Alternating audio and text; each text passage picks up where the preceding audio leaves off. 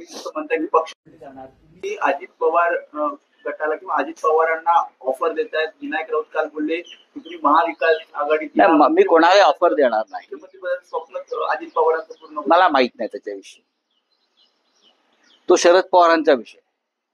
अजित पवार हा पवार साहेबांचा विषय आणि पवार साहेब सुद्धा राजकीय दृष्ट्या त्यांच्याशी त्यांचा डायलॉग आहे. मी पवार साहेबांना ओळखतो.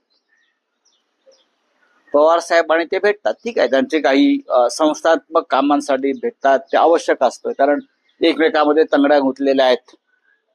पण राजकीय दृष्ट्या म्हणा तर शरद पवार हे अजित पवारांना माफ करणार नाहीत. राजकीय दृष्ट्या म्हणतो.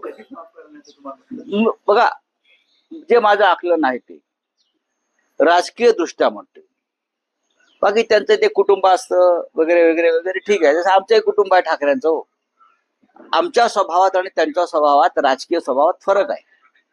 पण मी त्यांना जे काय त्यांना मला माहित आहे त्यानुसार ते ज्या पद्धतीनं अमित शहानं अजित पवारांना हाताशी पकडून पक्ष फोडला, ही का फार मोठी महान विचारधारा वगैरे नाही. घाबरून पळून गेले लोक आहेत. त्यांना मुख्यमंत्री व्हायचं आहे पण ते मुख्यमंत्री होणार नाहीत. अजित पवार हे कदापि भाजप बरोबर राहून मुख्यमंत्री होणार नाहीत.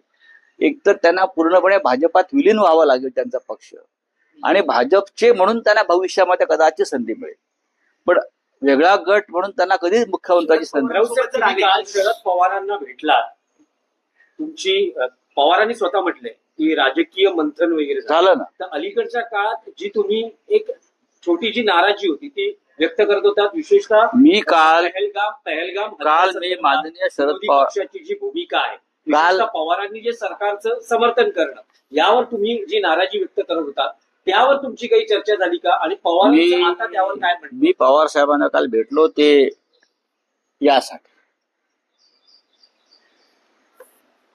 नरकातला स्वर्ग या पुस्तकाचं प्रकाशन 17 मेला आहे आणि ते त्यातले प्रमुख पाहुणे आहेत. त्यांना पुस्तकाची प्रत हवी होती, ती त्यांना दिली. आम्ही चर्चा केली आणि अनेक विषयांवर चर्चा केली. माझं मत ठाम आहे, आमचं मत ठाम आहे. अमित शहा हे या सगळ्या हा जो नरसंहार झाला त्या नरसंहाराला देशाचे गृहमंत्री अमित शहा जबाबदार आहेत.